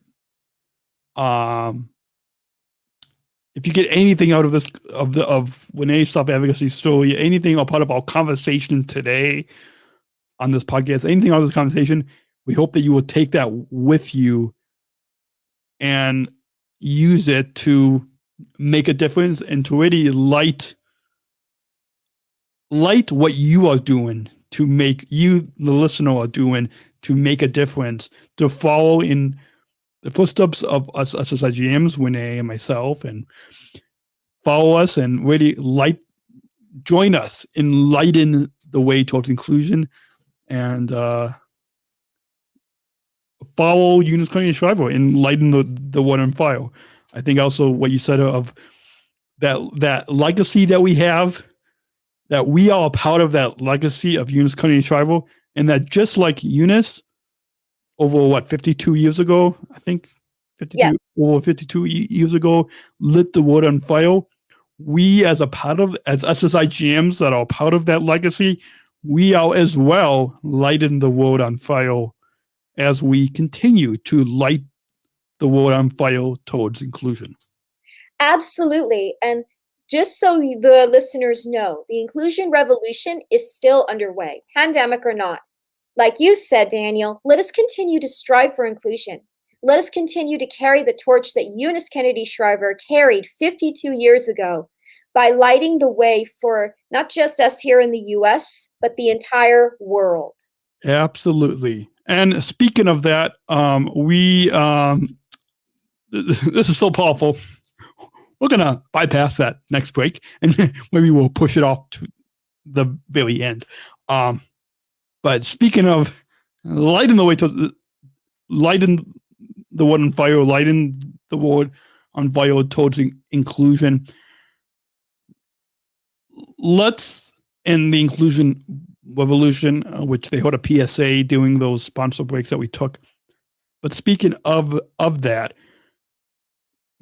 why is it important for self-advocates, others with intellectual disabilities like you, Renee, and myself, to share our self-advocacy stories, to share our journeys, to share our stories with the mainstream society, like we do on these weekly podcasts and live stream videos on Special Chronicles? Why is it important for us to share our self-advocacy stories, to share our journeys, to share our self-advocacy stories with the mainstream society? Because it's important for us to share our stories, because it is so important to break down the barriers and make a difference. When people don't understand something, when most people don't understand something, some of them become intolerant. And we are trying to change that intolerance and change it to acceptance. Awesome. I loved what you said, especially what you just concluded with, of how we are changing that intolerance of society. We're changing that intolerance of society and changing it towards acceptance. And it also speaks to, if people go back a few episodes, and I forgot which episode number it was, but the episode that you and Hannah and I did, yes, on dealing with intolerance in today's world. I think that statement of what you just said, of how we are changing the intolerance of society how we are changing of how society we are changing the intolerance of society and changing it towards acceptance. That, well, you said that statement a little bit better than I just did, but that, so maybe you might want to rephrase that for our listeners, but that, I think that sums up that conversation that we had with Hannah a few episodes ago. I have something simpler. Yeah. Intolerance equals division. It is the opposite of being connected. We are looking to be united, like the United States. First, they were divided before the Civil War, and then Abraham Lincoln took a huge stand and united us. That, I believe, was Eunice Kennedy Shriver's goal 52 years ago. 52 years ago, individuals with IDD were put away in institutions, away from society, away from the world. And Eunice Kennedy Shriver, because of her sister, Rosemary, she took a stand and said, no, this is wrong. We need to change this. We need to have these individuals out in society, and I will find a way to make certain that they are involved in sport activities. Awesome. Yeah, I loved what you said about how intolerance, and you pulled in some of that history of Mrs. Shriver, and how you said how intolerance equals division, and how it's the opposite of being connected, and how we are striving to be united. And just like we're part of the United States and how we are striving to be united, our chairman, Tim Shriver, I believe he co-founded this new initiative called Unite. I think it's Unite.us. He has a new book that he co-edited that's coming out called The Call to Unite. But if people just go to, I think it's Unite.us, and they can check it out. I think he kickstarted it a year ago with a 24-hour live stream, but yes, that message that Tim has now with Unite, if you go to Unite.us, that ties in with what you just said about how we are taking that how intolerance equals division, and how it's the opposite of being connected. We're taking that, we're shoving that, pushing that off to the side. We're pushing that, just like we mentioned, that door of opportunity. We're pushing that wall of exclusion. We're pushing that wall of division and intolerance, and we're pushing that wall. I mean, that wall of division and intolerance and division down, and we are building a society that is more united. You're right, and the short of it is, divided we stand. Divided. I'm sorry, I'm getting it backwards. United we stand, divided we fall, and that is very important. Moving on, I would like to add a quote from President JFK himself. All of us do not have equal talent, but all of us should have an equal opportunity to develop our talent. It's exactly what I think about Special Olympics. Awesome. It's what it's all about. Also, can you rephrase that for our listeners?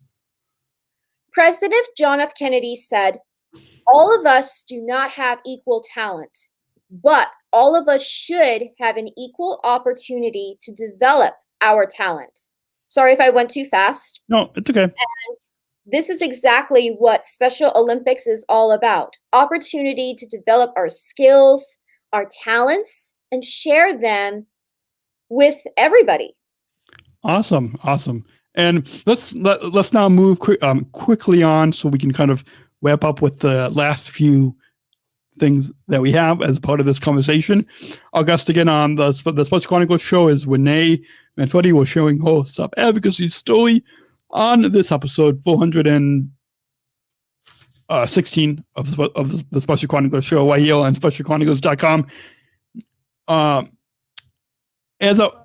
We mentioned earlier, one of the leadership roles that you have in Special Olympics is that of becoming a health messenger and a global health messenger, as you did at the Inclusive Health Forum. At the Inclusive Health Forum. So why is it, and like what you and Hannah did when we did that Inclusive Health podcast series, conversation series last fall, why is it important for you and others, and soon to be me after this month of March 2021, but why is it important for us to become health messengers for Special Olympics? Well, I believe it is important for individuals with IDD to become health messengers because there are a lot of health disparities and alarming health statistics that I never knew about till I was trained as a health messenger that we have to face and change.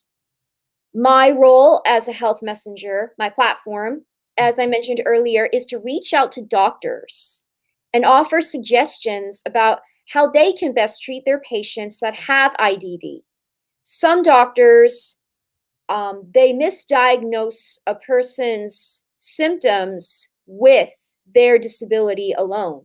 That's called diagnostic overshadowing. And it's my role as a global messenger and Sargent Shriver International Global Messenger, Health Messenger, I believe, sorry. Yeah. So many messenger roles. It's my role to offer different suggestions. And one of the suggestions that I try to offer to the doctors is trust. Try to build a relationship with your patient on trust and take a little extra time to listen to what is wrong. And try not to be so quick to base their symptoms on their disability alone. There may be something more to it. You just have to find it. Awesome. Well, I loved what you said there. That I think that's something that as I become a health messenger and that other athletes can really take with them of trust and really trust in what you said earlier about having faith, trust and have faith in the doctors. When we speak to these medical professionals, when we speak to these doctors, trust and have faith that what as a health messenger, we are messaging, we are advocating not only for ourselves, but people like us with ID, that we are sharing, that we trust and that we have faith in these doctors, that they use the leadership skill of listening and listen to us, listen to our health message as a health messenger. And when they do, then they will hopefully use that trust, that we will have that trust and faith that they will listen and then fully understand to be able to accept and to fully include us in their medical practice. Absolutely. And the more health messengers we have, the faster we can make change. The more athletes are made aware of health issues, they can make changes and encourage others to make these changes too. Awesome. Yeah. So definitely the power. I'm excited to add the health messenger role to my messenger roles that we have in Special Olympics. So now, why should those without disabilities, the mainstream society, listen to people like you and me and our fellow Southern Shriver International Global Messengers, those of us with intellectual disabilities? Why should they listen to us? Why should they listen to our stories like they're doing right now on this podcast? Why should they listen to us? What can they learn from us? Let me speak a little bit to that of what the mainstream society, like why what would your pitch to be? What would your pitch to the mainstream audience of why should they listen to us? Well, Daniel, that's a really good question. My hope is that individuals without IDD will hear us. They will hear that we have a lot to say. We have gifts and talents and skills that we really want to share with them, and that we are so much alike. We all have our hopes and dreams. We definitely have our struggles, but we are all a part of society. And it is important that they learn from us and help us try to find our way in society, because society is big. It's scary sometimes, and we could use more help. And the more we are connected, the more there is acceptance, and the stronger we are as a community. Awesome. Well, powerful words that you have shared. And now, thanks for sharing those powerful words. And those powerful words that you have shared, that you've just shared with us, of why the power that the mainstream society has in sharing all of listening to us, hearing our stories. Why should our listeners in the mainstream society listen to this podcast and listen to, I should say, what can our listeners in the mainstream society, by listening to this podcast, by listening to your self-advocacy story, your story on this podcast, what can they learn from your story today? What can they learn from your story today? My hope is that they will hear my backstory, what I endured most of the time in school, and maybe hopefully try to reach out to those who may still be going through that today. Whether they have a disability or not, doesn't matter. That's where the pledge of unified inclusion comes from. I pledge to reach out to the lost, to the lonely, or maybe I'm getting that mixed up. But that's a very powerful pledge that I'm hoping individuals without IDD will take. And if they look around for just a minute and notice somebody maybe sitting alone in a corner, maybe they're crying, maybe they're angry about something, and take a few minutes to find out what's wrong, how can I help you, then that's breaking down a barrier. That is inclusion. Awesome. That's exactly what we're striving for. Yeah, I love what you said, how that is inclusion. That's breaking down that barrier, and how breaking down that barrier, by breaking down those barriers, how that is inclusion. That is the inclusion. That's what the inclusion revolution, to speak to also what you said earlier, that is how you light the way towards inclusion. So we hope that all of you listeners will share this podcast, whether you are listening to us on Apple Podcasts or Spotify or Pandora. Hit the little share button, share this episode. If you're watching us on YouTube, hit the like and hit the share button, and you can share it on social media or text it or email it to your family and friends, and share this episode. Share Renee's story so you too can join us in lighten the way towards inclusion. And together you can walk through that door of opportunity with us when you get involved in Special Olympics.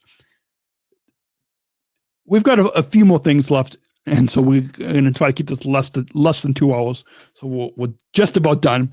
But tell us about the importance of how you and me and our Southern Shriver International Global Messenger colleagues, how we are leaders in the inclusion revolution. I think it speaks to what we both have just said just a few moments ago, of lighting the way toward inclusion and breaking down the barriers. But tell us briefly about the importance of how you and me and our fellow SSIGMs are leaders in the inclusion revolution. I know that's something that Tim Shriver has said, of how we are leaders in the inclusion revolution. But Tell us of why is it important for you and me and our fellow SSIGMs to be leaders in the inclusion revolution? Well, that is a really good question. I think, as I said earlier, it's our responsibility to pave the way for change and break down barriers, not just in our own communities, but all over the world.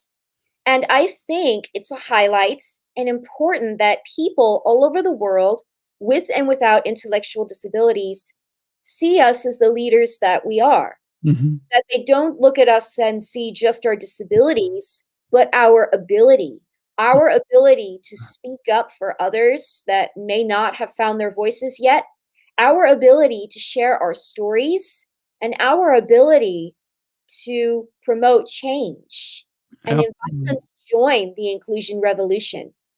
Absolutely.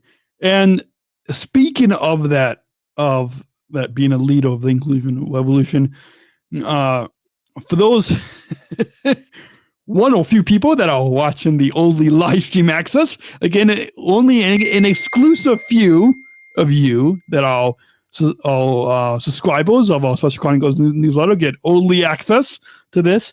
But whether you are watching the only live stream access, so it'll be this first week of March, or if you're watching this, if you listen to this later as a podcast or later on demand, when we make it available on March 13th, there'll be a week ago. So whether it's this week or a week ago, depending on when you're listening to this, or if you're listening to this much more later than it was the first week of March, March 3rd, the first week of March, is spread the word to Inclusion Week.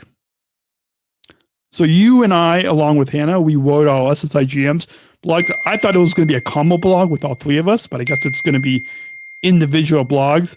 Mine, so as of the time we're recording this, is not posted yet, but it will hopefully be up soon. But yours is up already. So there's a link in the show notes where people can read your latest blog piece. And this, which focuses on this year's Spread the Word to Inclusion theme, this year's 2021 theme of connection, and really how everyone should spread the word towards inclusion all year long, not just this first week of March, but all year long. So talk to us briefly, and I read it thanks to the Speechify app, which they don't sponsor. They're a non-sponsor, which means they're not a sponsor.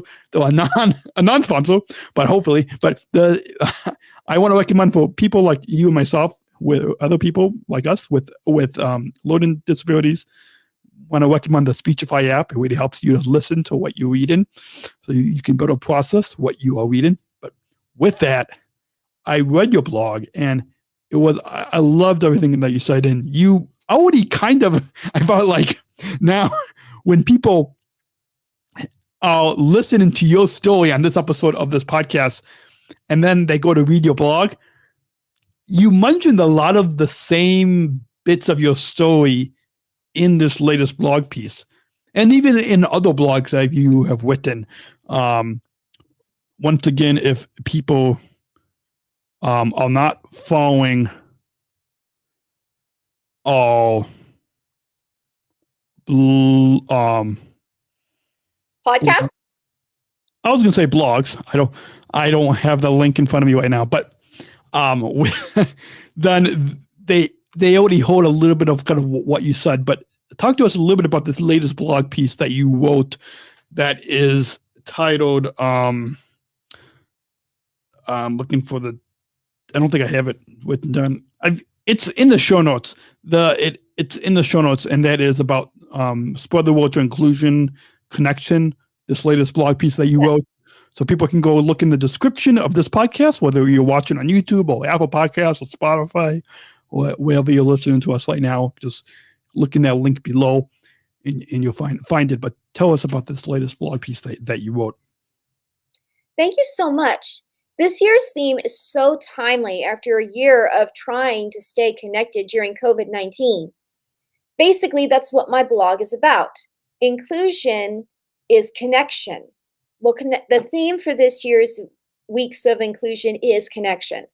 For me, connection is like a never-ending circle without connection, without inclusion. What I'm trying to say is that inclusion and connection are tied together. Without connection, there is no inclusion. And I believe that it is essential to the human way of life to stay connected. This is something that we didn't really think about until COVID-19 hit. When that happened, people were told to stay at home. They were told to not be in face-to-face contact with their family, their friends. They were told to not go to work. And so people were striving for a way to stay connected with their family, their loved ones, and even work themselves.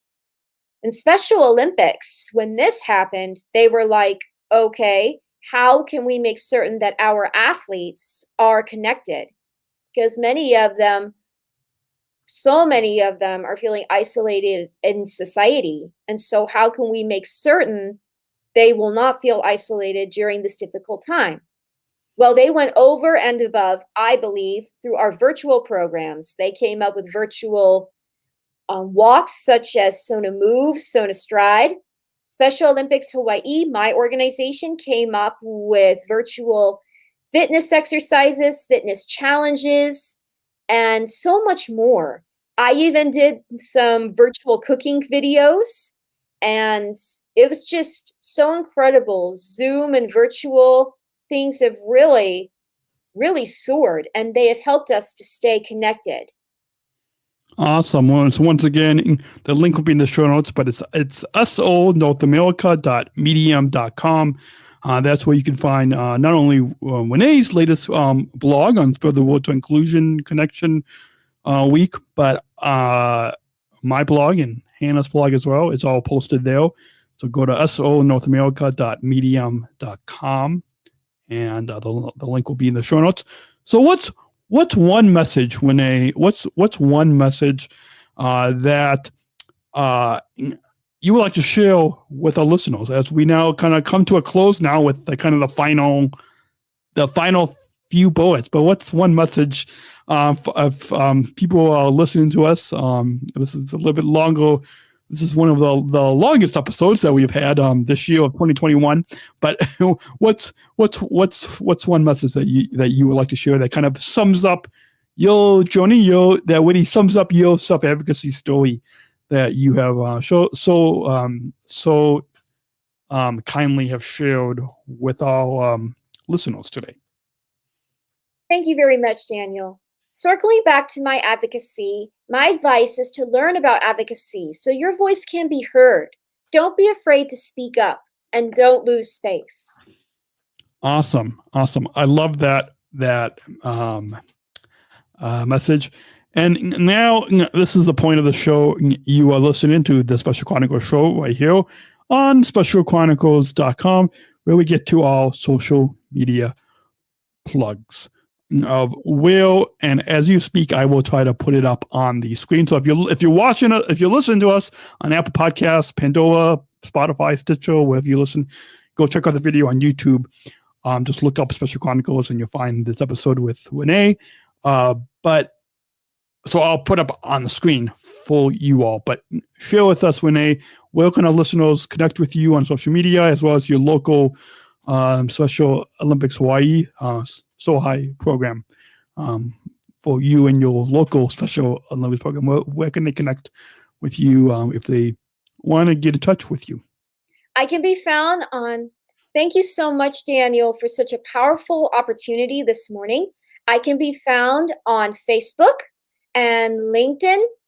I can also be found on WhatsApp, email,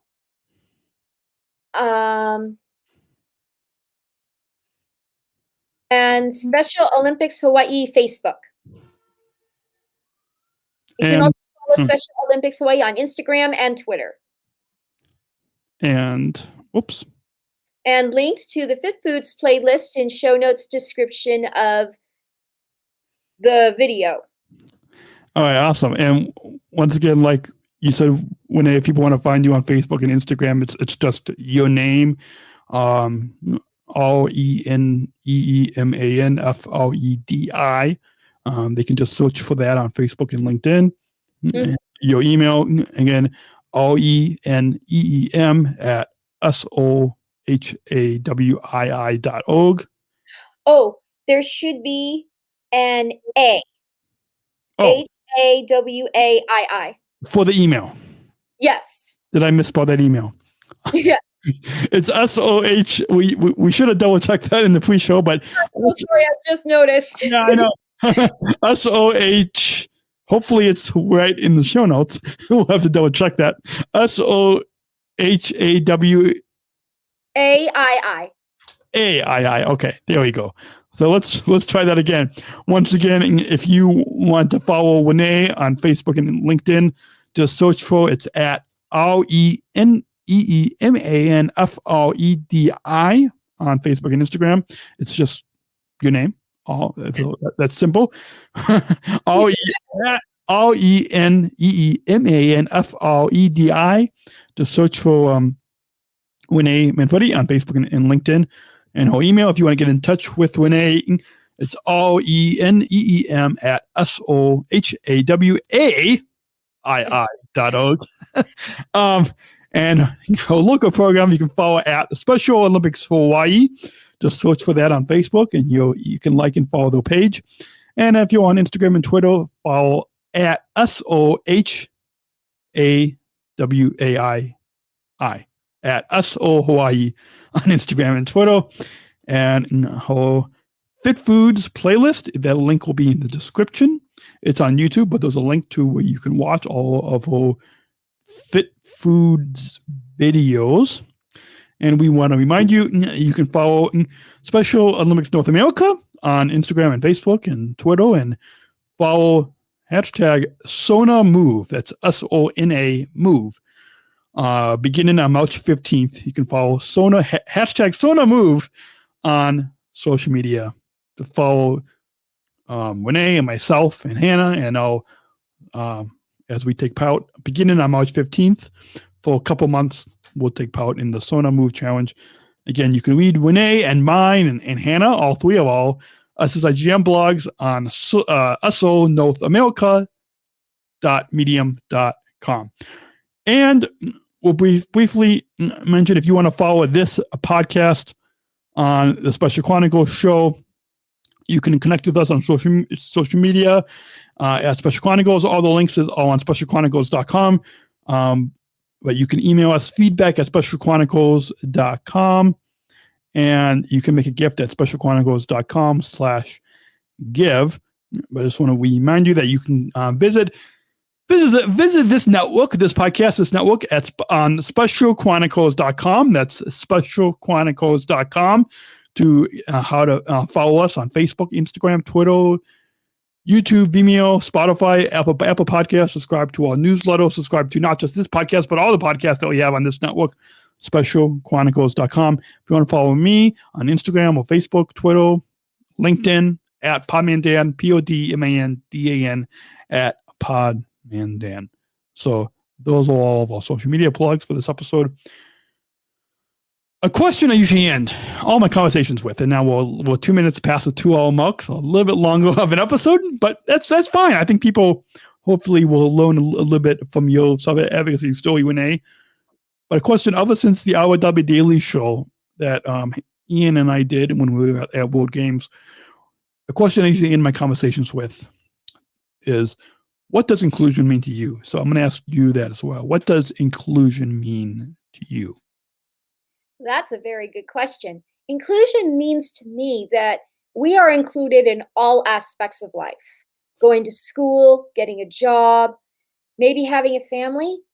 Inclusion is something that everyone in society, with or without intellectual disabilities, is striving for. We all want to be included. We want to be a part of society and have people accept us for who we are.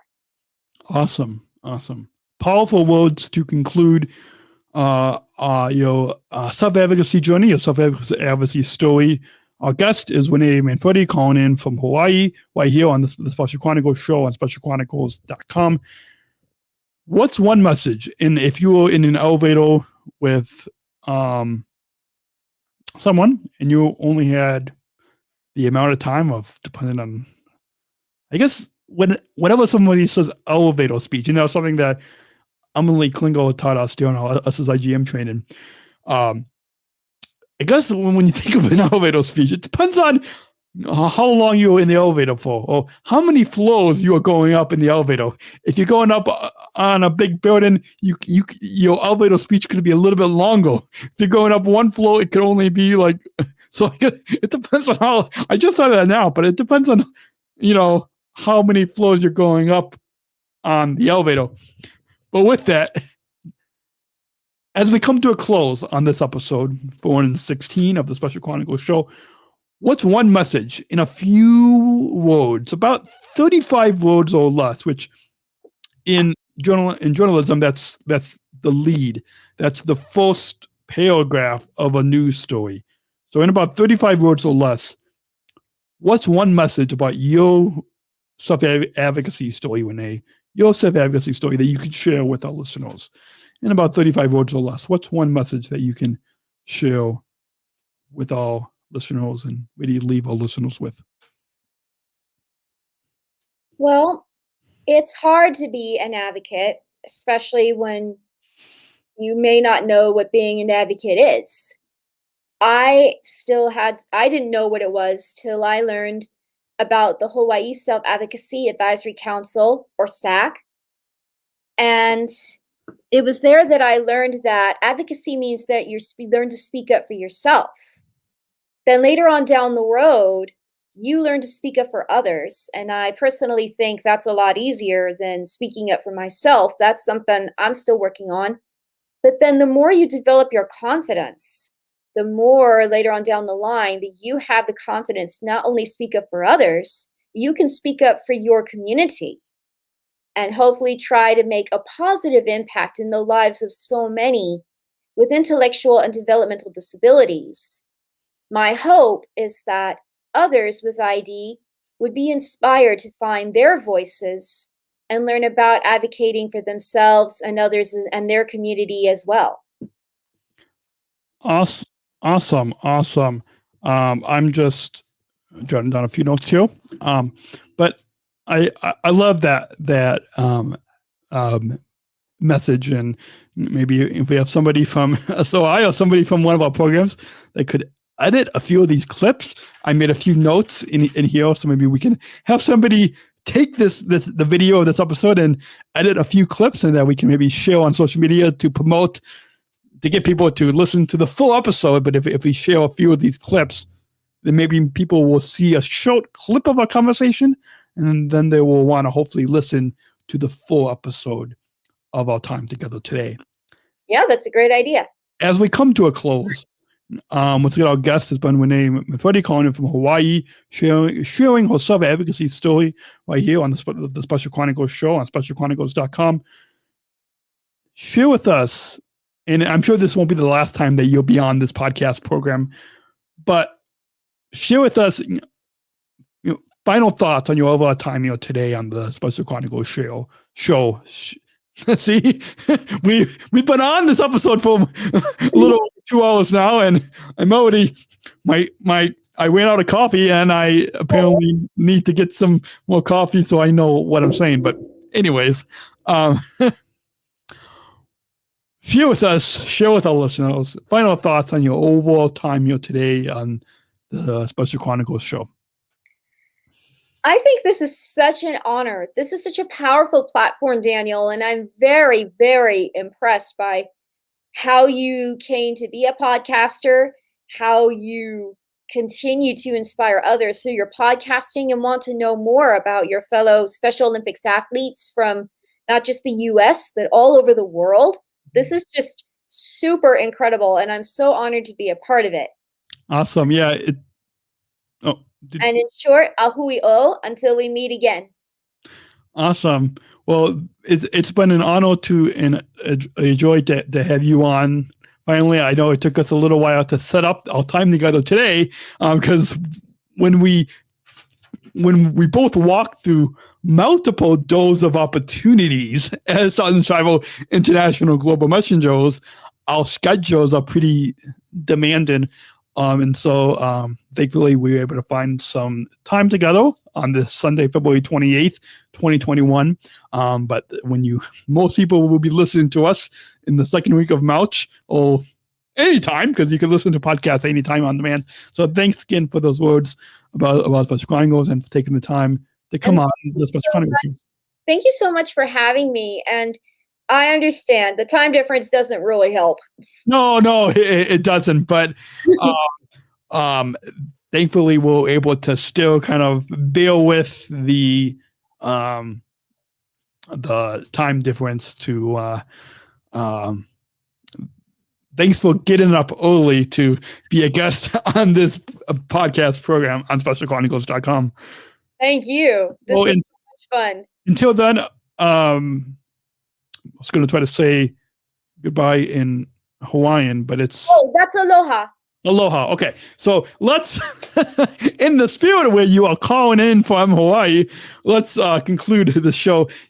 And you are listening to the Special Chronicles Show right here on SpecialChronicles.com. Our guest sharing her self-advocacy story is my